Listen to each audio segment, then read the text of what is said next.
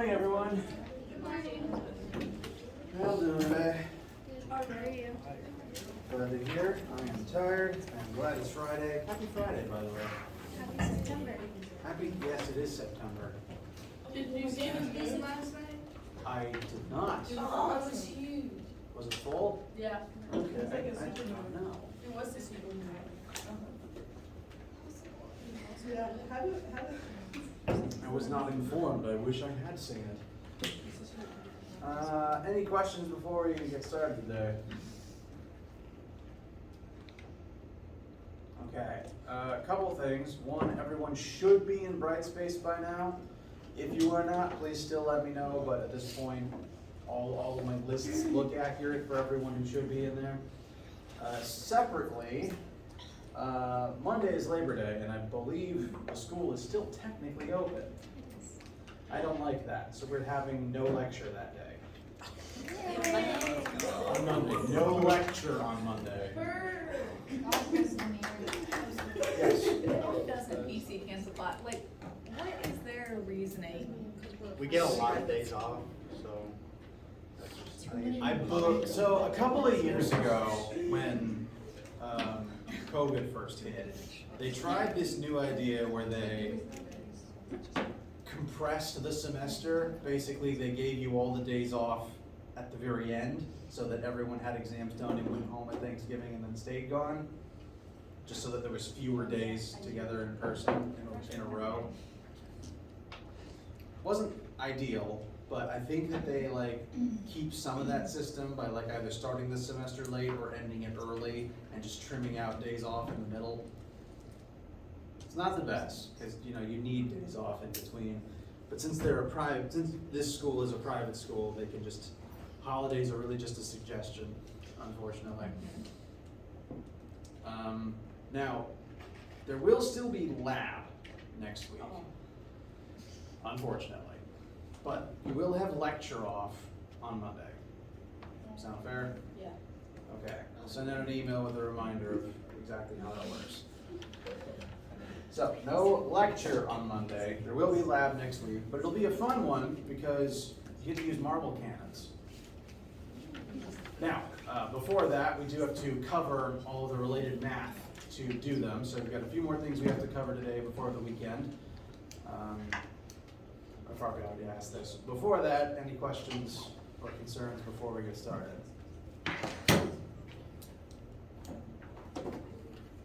Okay. So,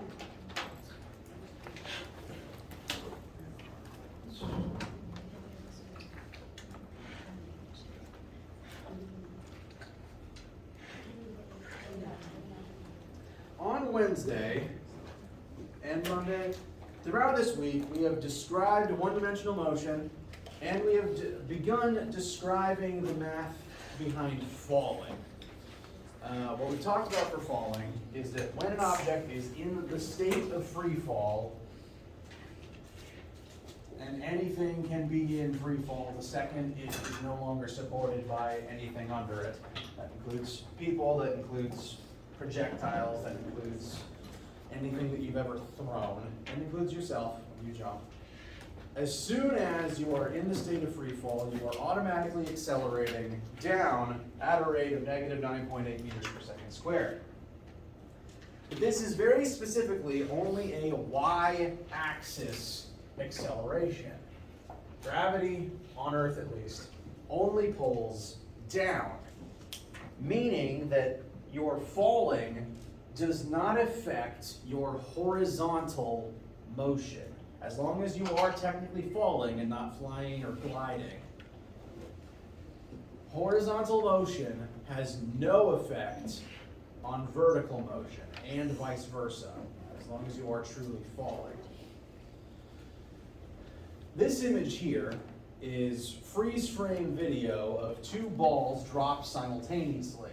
The red one is simply dropped from rest, and the yellow one was launched sideways. So they have different initial velocities. The red one's initial velocity would be 0, just completely, and the yellow one would have some initial velocity in the x-axis. But velocity initial red x 0, velocity initial red y 0, velocity initial yellow x is something, let's just say 5, and velocity initial, whoops, I was supposed to say that, wait.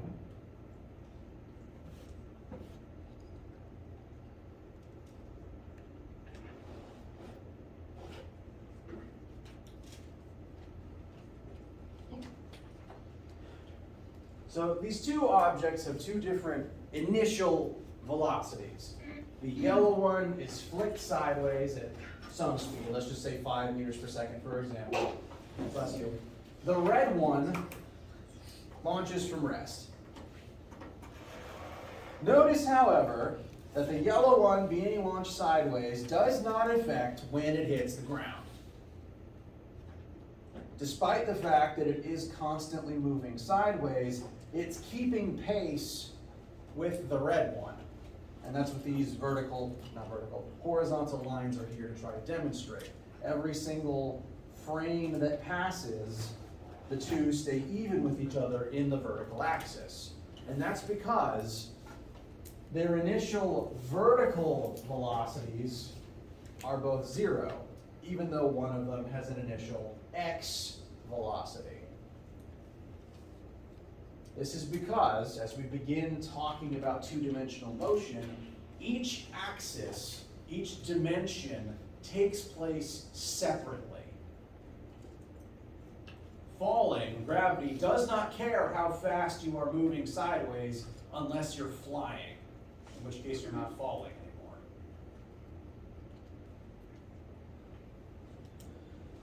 And if you don't believe me that this does work, I can demonstrate it.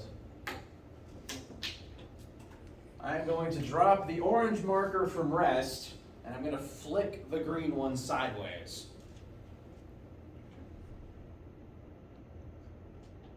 And they keep pace with each other. The two axes exist separately from each other. What happens in one does not immediately affect the other. So vertically speaking, as far as gravity is concerned, these two balls are identical. They start at the same velocity, they start at the same height, therefore they keep pace with each other as they fall. As far as the y-axis is concerned, these two objects are identical. In the x-axis, however, separately, the red one is not moving in the x-axis, and so it only falls vertically. Meanwhile, the yellow one does have an initial x speed, so it does move sideways through the x-axis while separately falling. The two axes, the falling and the vertical, and the constant motion in the horizontal, happen separately from one another.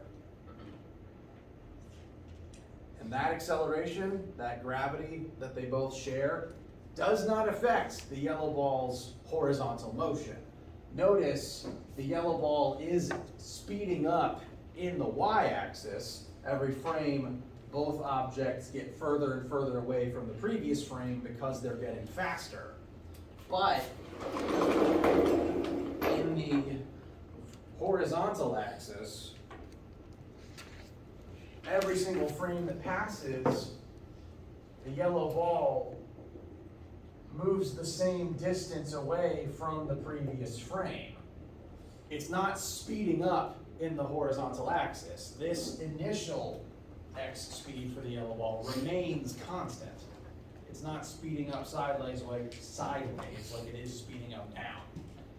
That's because not only do the initial velocities just stay within their own axis and not affect the other axis, the acceleration from gravity is exclusively a y-axis phenomenon, and therefore it does not immediately affect any sideways motion.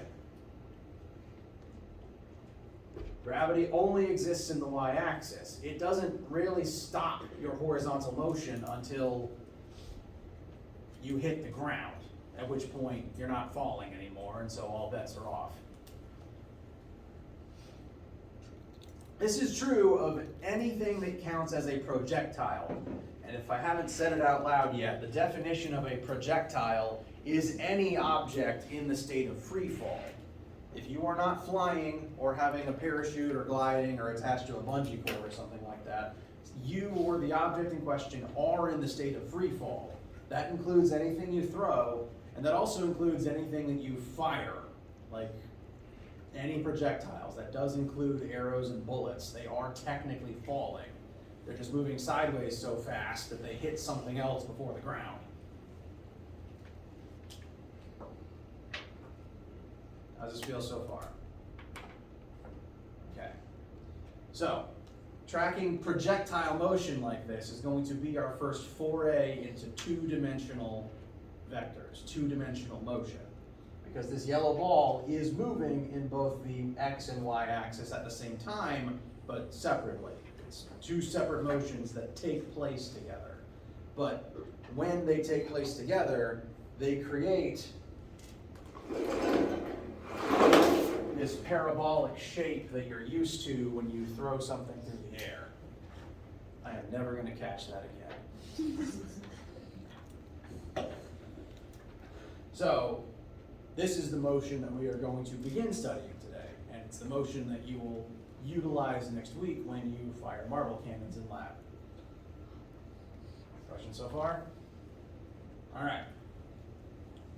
So, that's not a slide I meant to go to. Here we go. We are going to stand at the edge of a 9-meter tall cliff.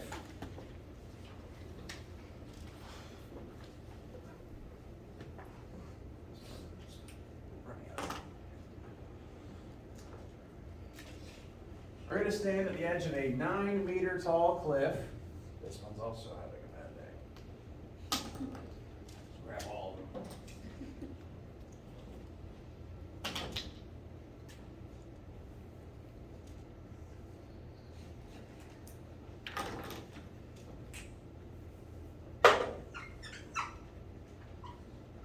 Nine-meter tall cliff. And while standing on this cliff, we are going to take a baseball and chuck it just horizontally. Now, when most people throw things, you do tend to throw up at an angle. We'll get to that later. Right now, we are only throwing straight sideways, like it was launched out of a baseball pitching machine. So, we are launching directly sideways at an initial speed of 21 meters per second.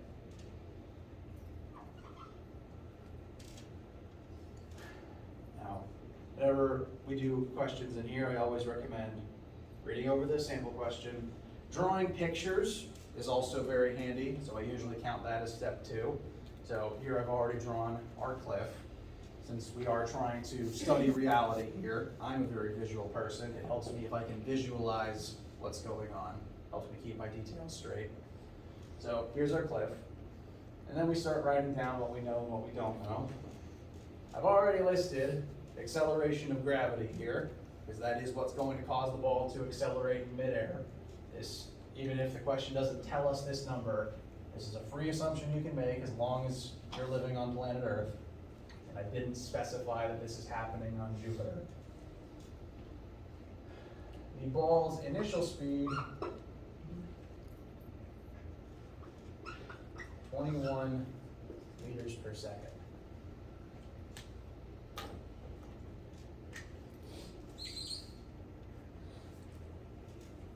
You guys read that?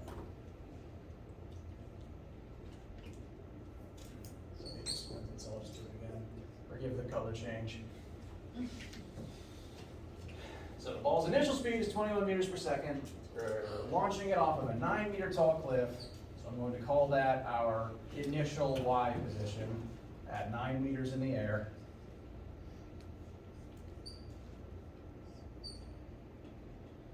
And we have a few things that we need to figure out. Any questions on the initial setup? Launching a ball off a cliff. We're gonna throw a lot of things off of cliffs, hypothetically, in this class. right. Technically, would you have to like factor in how tall the person is, or is that like too much? We're just going to assume the ball is launching from 9 meters up. So if it helps visualize that, we'll say that the 9 meters comes up to this person's shoulders. The 9 meters includes the person. Any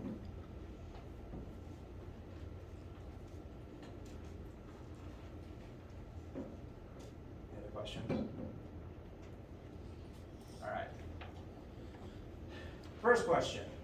What is the initial x and y velocity of this ball? We are launching this object at 21 meters per second in which axis? X. Very good.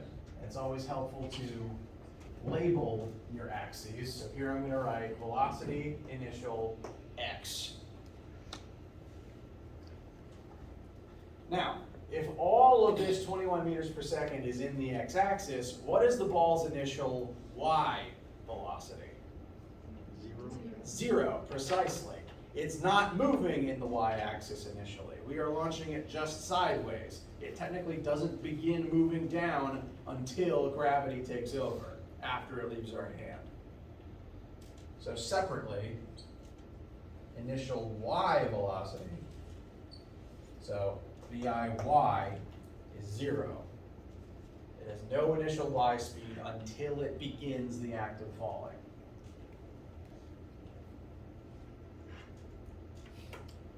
Next question, what is the x and y acceleration of the ball? Once it leaves our hand, it is a projectile in the state of free fall. So what would its vertical acceleration be? 9.8 meters per second squared, like negative. Very good. Negative 9.8 meters per second squared, because vertically it's going to fall down. What would its horizontal acceleration be? 0. Very good. So I will list separately next to it, AX equals 0 meters per second squared. Because if you are falling, by definition, you are only accelerating down. You do not accelerate side to side if you are falling. If you do accelerate side to side, that is flying.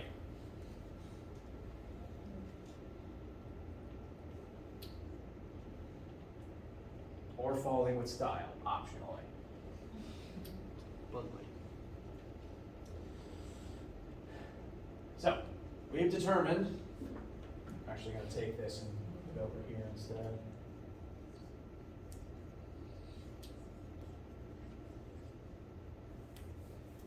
So, we've got our initial velocities in both the x and y axis and our accelerations in both the x and y axis.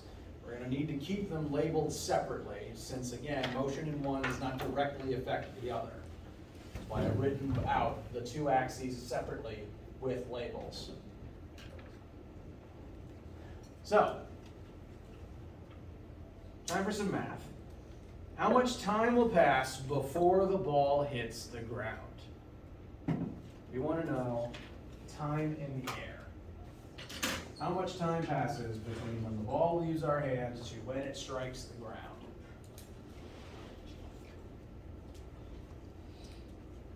Now, generally speaking, when you throw or drop something off of a cliff like this, what axis, Y or X, do you think has more control over when something's going to hit the ground? Y. Very good. The height you're dropping something from determines when it strikes the ground, because in terms of the x-axis, gravity doesn't care if you're moving sideways or not. Moving sideways or not, as long as you're starting from the same height, you'll hit the ground at the same time. So the x-axis, since we're only falling, has no control over when impact occurs. Only the vertical axis does. So we need to use our y-axis variables to determine our hang time. So we've got our y acceleration, our initial y velocity, our initial position within the y-axis, and we want to know how much time passes as this ball accelerates down through the y-axis. Of the 4 formulas we've looked at so far, what might best describe this situation?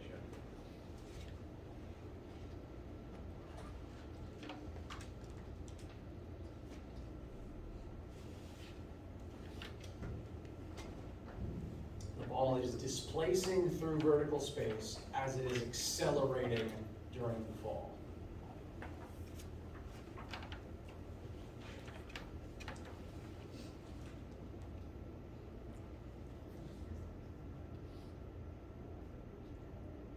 Can you repeat the question?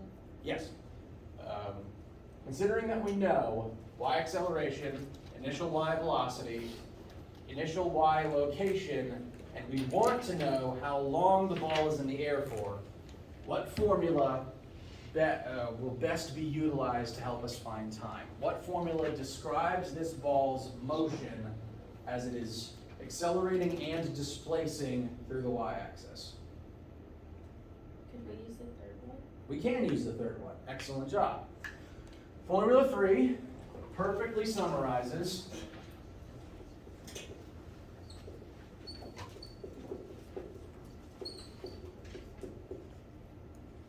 what happens as you accelerate and displace at the same time. And if you're falling, you are accelerating down through the y-axis. And this one will perfectly allow us to solve for how long the ball is in the air as it falls a certain distance. So formula 3 is perfect for this particular task. We just need to start filling in our variables. Since this is exclusively y-axis work, we have to be very careful to only use y-axis vectors in this equation. So, y-axis, we need y displacement, initial y speed, and y acceleration. We cannot accidentally slip an x-axis variable into this because, again, x-axis stuff does not directly affect y-axis stuff. That's why I was very careful to try to label these x or y as I was writing them down. So we need to fill this in only with y-axis stuff. We're going to start with y-axis displacement. We want to know the time it takes for the ball to fall from here to here. So our initial y position is 9 meters up. What is our final y position going to be? 0. Very good. So the ball is going to fall from 9 down to 0. This means that the ball's change in y-axis position, its delta y, is going to be 0 minus 9 because it ends up 9 meters below where it began.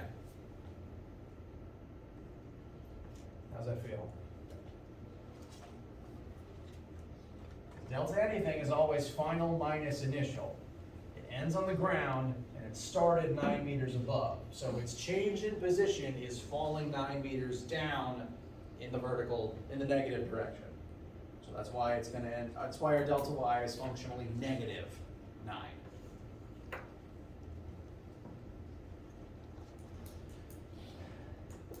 So, delta y, negative 9 equals VIY times t.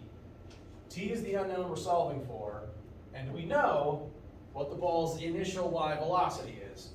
It's 0. If we're launching it only sideways, it's not moving in the y-axis until it starts falling. It doesn't start falling until the time is ticking. So at this initial moment of time 0, right as the stopwatch starts, it has no y speed yet. It's basically the same, vertically speaking, as if you drop it from rest. So VIY is 0, and that's what we plug in for the ball's initial y velocity. And that's just going to kind of get rid of this t here, which is good. Helps us avoid a quadratic. Then we got 1/2 times our acceleration, which again is negative 9.8, representing that it is falling down. And lastly, t squared. Once again, t is our only unknown, so we are set to use algebra to solve for it. I'm going to try to simplify one line at a time. 0 minus 9 just turns into negative 9. 0 times t is just 0. And 0 plus anything, the 0 just goes away. So this term is just going to kind of vanish. Plus, actually, 1/2 of negative 9.8 is going to be negative 4.9 times t squared. So, again, 0 is just going to go away. So what we're basically left with is negative 9 equals negative 4.9 times t squared. Once again, kind of like on Wednesday, we could have wound up at a quadratic here, but because something was 0, the need for that kind of goes away. Starting end of today and in lab next week, we're going to have to start dealing with the quadratic, but for now we can still avoid it. So, eliminating the 0, negative 9 equals negative 4.9 times t squared. That means that t squared should be equal to negative 9 over negative 4.9. These negatives are good because they're going to cancel out, and we want them to cancel out. We need them to before we take the square root of both sides. Because square root of an even base, the root of even numbers, the square root of a negative is going to make your calculator upset. So the negatives cancel out. Before that happens, so we're going to get a real number, a non-imaginary answer. Yes? Really quickly, like what's the difference between the meters, like meters per second and meters per second squared? Like, does that make a big difference in anything? It does. There are two different units for two different concepts. Meters per second is velocity, meters per second squared is acceleration. And what that tells you is, acceleration is defined as the rate of change of velocity. So velocity tells you how far you move every second. Acceleration tells you how much your speed changes every second. I can rewrite meters per second squared as meters per second. So it's how much your speed changes every second rather than how far you go every second. So if this is your acceleration, that means every single second that passes, you speed up by 9.8 meters per second. So after 1 second of falling, your speed would be 9.8. After 2 seconds of falling, your speed would be 19.6. And then after 3 seconds of falling, 20 something. 28 point. My brain is not a very good calculator, unfortunately. But that's what the unit of the acceleration means. Does that answer the question? That makes a lot more sense. I'm very glad. That's the kind of stuff I want you guys to ask. Please cut me off. I want to explain it. So, in this particular calculation, we've now got t squared equals 9 over 4.9. The negatives will cancel, which is good. It's what we want. The negatives would not have canceled if we did not correctly make both sides negative vectors. They both point down. They both needed to be negative so that the negatives cancel. That should tell us that t will be equal to the square root of 9 over 4.9, which is the square root of about 2, so 1 point something. 1 point. 1.36. Thank you. So this ball's hang time is going to be a full 1.36 seconds, which in terms of physics is a long time to be falling. 9 meters is like a 3-story building that this ball is functionally falling off of.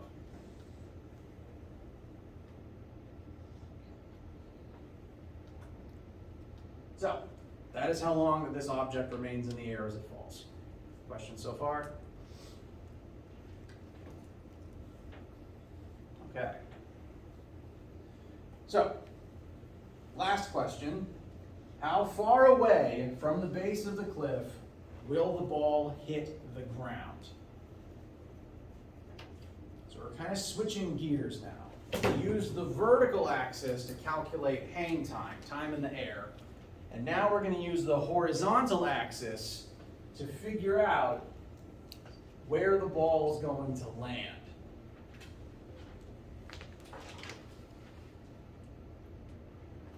Is what the question asking for sound okay? All right. So, switching gears slightly, we're now going to look at what's happening horizontally as the ball is also falling vertically. This is again two different motions that take place simultaneously. The falling down and the traveling sideways happen at once, just separately from one another. So, we used the y-axis variables to find hang time. We're now going to do the same equation, but in the x-axis instead.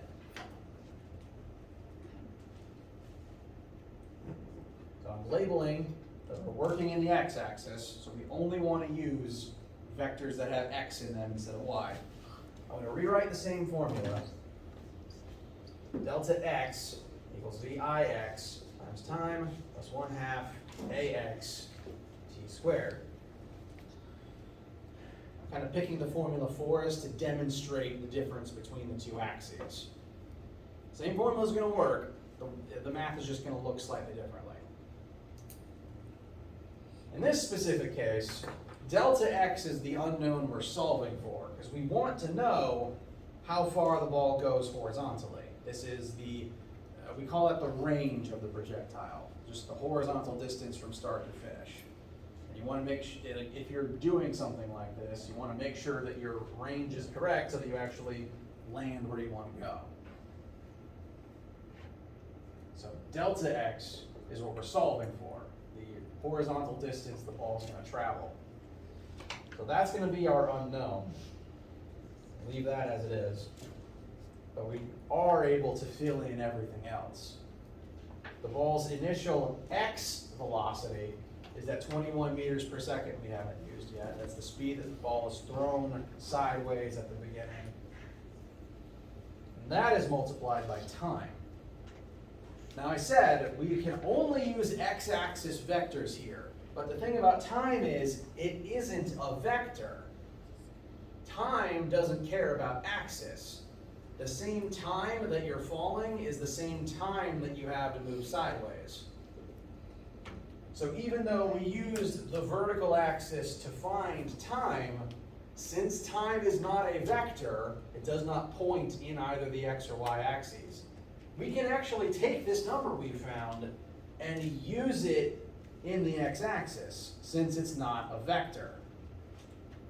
It is not y-axis exclusive. It's the one variable that can jump between the two. So I'm going to take that 1.36 we found and put it right there for time. How's that feel? All right. Next, plus 1/2. And then we look at our x acceleration, which is 0.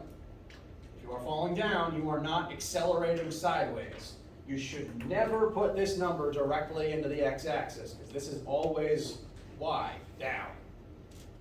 Our x acceleration is 0. By definition of falling, you are not accelerating sideways. And then it doesn't actually matter what we're looking for time, because it's going to be multiplied by 0 and it's just going to go away. But I'll put the number there for completeness sake. This means that if your acceleration is 0, this whole last term is just going to go away. Doesn't matter what else you put there, 0 times anything else is just going to vanish. So I'm just going to cross all that out. Which is just going to leave us with our initial x velocity times time. This is telling us the time at which you're able to move at this speed, and those multiplied together will tell you how far you managed to get in that amount of time. Sound okay? All right. So after that cancels, just one line of multiplication, 21 by 1.36. That should give us 28.56. 28.56 meters. Thank you very much. And that is in the x-axis, so that is 28.56 meters sideways. That is the horizontal distance this thing lands from the base of the cliff.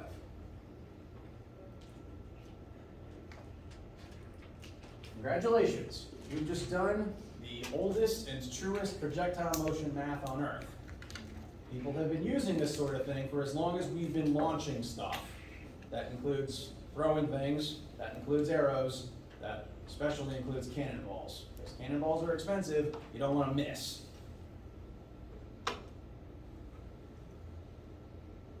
Yes? So what's a situation where the acceleration of like x would not be 0? If the x acceleration is not 0, you are by definition not falling. So I wouldn't ask you something like, I wouldn't frame that as projectile motion. That would be its own unique scenario. But to kind of describe, what would physically be happening there, it wouldn't be falling, so it would be, well, as I said earlier, flying. That would be if I strapped rockets to this thing and launched it sideways. So for us, it's mostly always going to be 0. Yes. Okay. Now, it's entirely likely that you will do problems where something is accelerating in the x-axis, but that would not be projectile motion. That would be a different type of question, and I would likely cover it separately. But it is possible, it's just not falling anymore. And I would make sure that you know what that number is. The main assumption I want to teach you to make here is if I tell you it's a projectile, if I tell you it's falling, you can automatically assume both of these two facts about its motion. If something is falling, both of these numbers are automatically true. It is accelerating down at this rate, and it does not accelerate in the x-axis if it is falling. Sound okay? All right.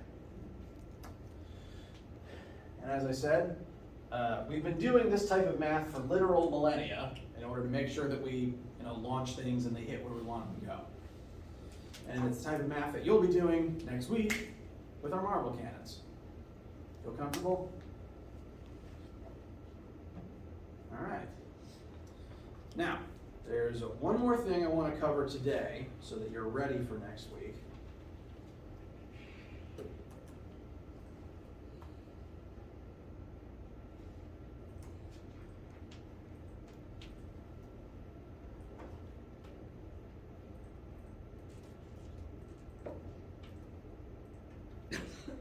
Bless you.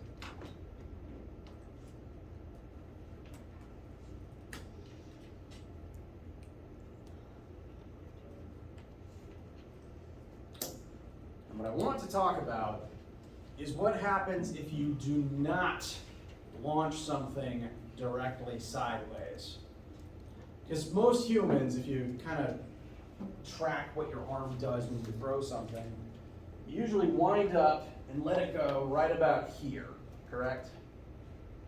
And once it leaves your hand, it tends to rise for a second before coming back down. Consistent with what you observed when people throw things. Okay.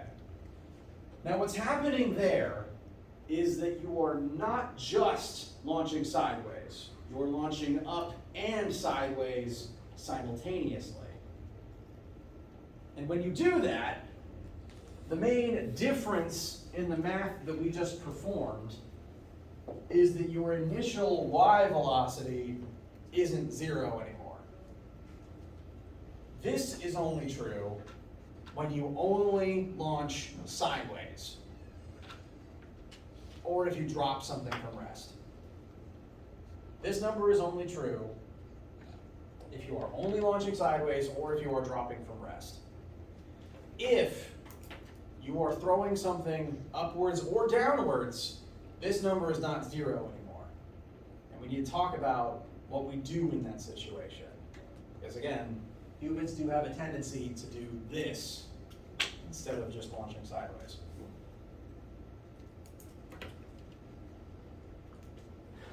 So, and we may not finish this whole example, I mostly just want to look at this part right now.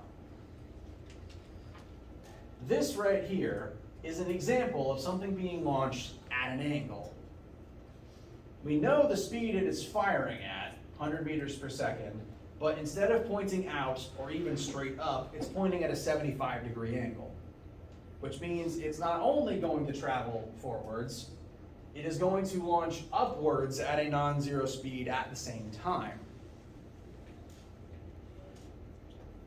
So this thing could fire at 100 meters per second sideways, but instead it's pointed up at 75 degrees. And because that 100 meters per second is not pointed directly in the X or Y axis, that 100 meters per second is stuck in the middle. It's a two-dimensional vector.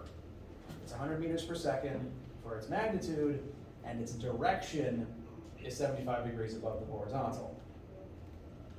In this sort of scenario, we need to take that 100 meters per second and use trig to divide it up into its X component and separately its Y component.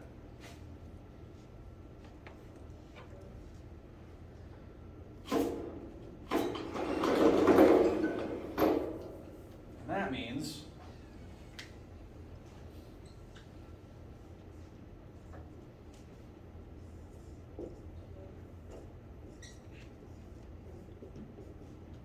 time for triangle math.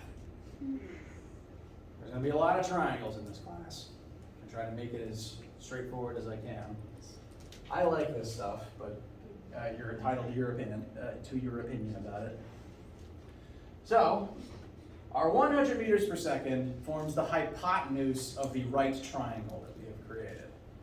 The x leg of this right triangle is the x component of that 100 meters per second. It represents how much of that initial speed is specifically pointed sideways, while the y leg of this triangle represents how much of this is instead pointed up. Because this 100 is literally split between the middle right now. Some of it goes one way, some of it goes the other. And we need to use trig to figure out how much of it is in which axis. Now, if you haven't done trigonometry in a minute, I'm going to remind you of everyone's favorite acronym to scream, SOHCAHTOA. Feel free to scribble this all over your formula sheet.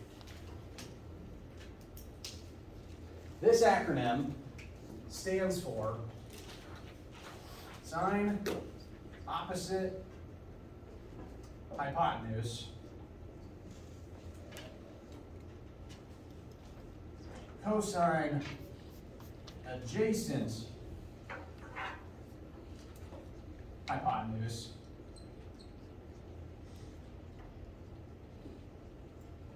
and tangent,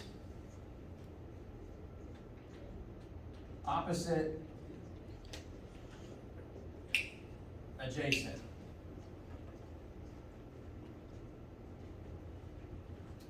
And the purpose of this acronym is to help you figure out which trig functions can be useful to you in a given scenario.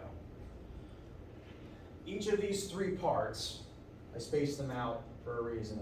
Each of the three parts, SOH, CAH, and TOA, represent three different trig functions.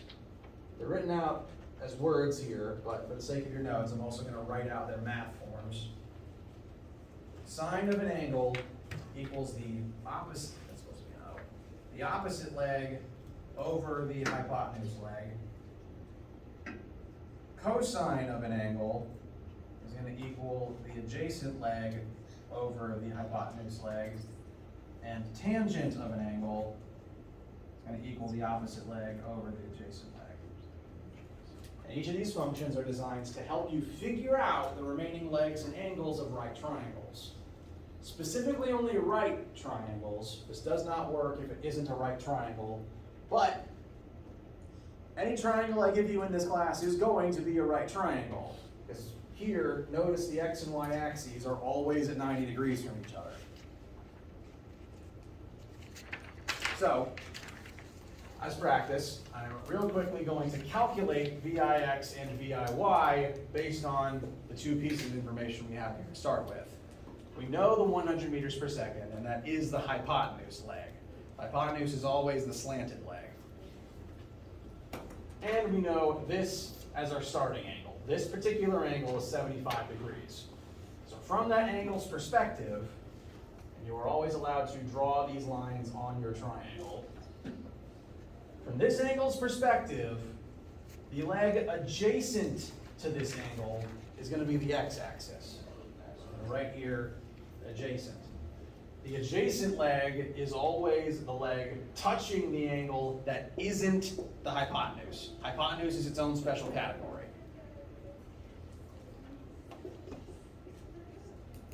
So by virtue of being the tilted leg, the 100 is already the hypotenuse side, and the adjacent side is going to be the straight line leg touching the angle. So in this case, that's going to be the x leg. And that means that the opposite leg, the leg that doesn't touch the starting angle at all, is opposite. So those are the rules for determining which leg is labeled which. Once you've determined which one's opposite, which one's adjacent, and which one's hypotenuse, then you can start plugging the things that you know and don't know into your different trig functions here. For example, sine of our angle equals opposite over hypotenuse. So the sine of 75 degrees is going to equal, our opposite leg is the y leg, and our hypotenuse is the 100 meters per second. And then I'd also recommend the cosine function. Cosine of 75 degrees is VI x over 100. As long as your calculator has sine, cosine, tangent buttons, you can simply hit the sine button and put 75 degrees into the parentheses, and it will tell you what number that is equal to. You just need to make sure that your calculator is in degrees mode first, because most scientific calculators also have a mode for radians. Radians being a different unit for degrees, like the relationship between meters and feet, not feeters and feet.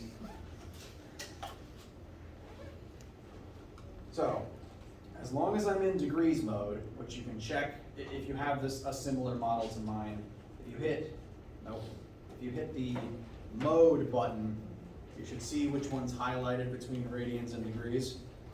I'll help you figure it out if your model's not exactly the same as mine. Sine of 75, close the parentheses and hit enter. That gives me about 0.96. So that's what this is equal to. I can then multiply both sides by 100, and that would tell me the y component is 96.6 meters per second up. So that is how much of that 100 meters per second points upward. Likewise, you can type in cosine of 75 and hit enter. Oops, that's not enter. And that gives me 0.258. Multiply both sides by 100. And that tells us VIX, the x leg, is 25.6 meters per second. That's the amount of that launch speed that points sideways. And this process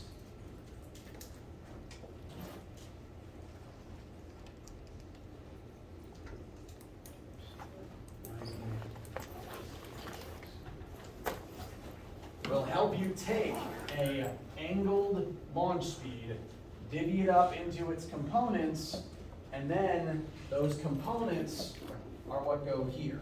Those are your initial speeds in the x and the y separately. So that just affects what numbers you write here and which numbers go in which axis in those initial positions. How you guys feel for right now? All right. That's it for today. Take the weekend to digest all this. Do begin looking over chapter 1 and 2 homework and also the chapter 3 homework. And you don't have to finish it, but I recommend just looking at it to start with. See what in it already makes sense. digest all this over the weekend. We will not have lecture on Monday, but there will be lab on Monday. So, let me know if you have any questions or need anything over the weekend. Have a wonderful day and